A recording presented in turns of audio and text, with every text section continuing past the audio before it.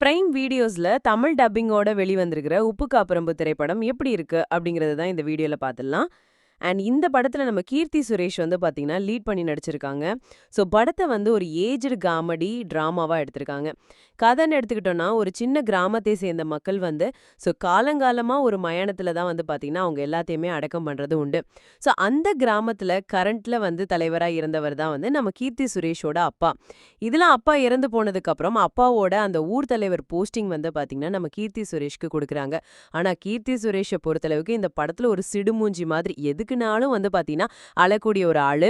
அது மட்டும் இல்லாம வந்து பாத்தீங்கன்னா பேசுறதுக்கே அந்த அளவுக்கு தைரியம் இல்லாத ஒரு பொண்ணா தான் இந்த படத்துல அவங்க பண்ணிருக்காங்க. சோ இப்படிப்பட்ட நம்ம கீர்த்தி சுரேஷ் வந்து ஊர் தலைவர் ஆனதுக்கு அப்புறம் ஒரு பெரிய பிரச்சனை வருது. அந்த ஊர்ல காலங்காலமா ஒரு மயானத்துல தான் அடக்கம் பண்ணுவாங்கன்னு சொன்னாங்கல்ல, அங்க இப்ப வந்து இடம் தட்டுப்பாடு ஆகுது. இன்னும் ஒரு 4 பேரை மட்டும்தான் அடக்கம் பண்ண முடியும் அப்படிங்கிற மாதிரியான ஒரு சிச்சுவேஷன்.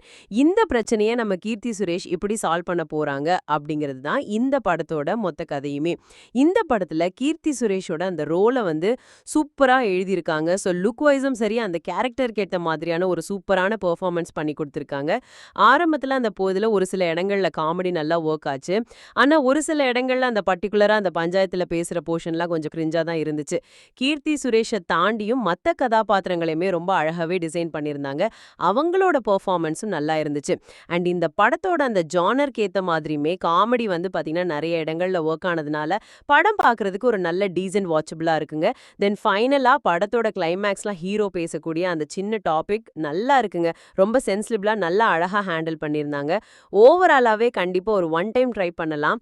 தமிழ் டப்பிங்கோட அருமையா வந்திருக்கு. ஸோ உள்ள வந்து மிரட்டலான கேரக்டர்ஸ் இருக்குனால கண்டிப்பா கீர்த்தி சுரேஷ்காகவும் நிறைய காமெடி ஜாங்ஸ்க்கும் இந்த படம் ரொம்ப பிடிக்கும். கண்டிப்பா இது நீங்க தமிழ் டப்பிங்ல ஈஸியானே பார்த்து தெரிஞ்சுக்க முடியும்.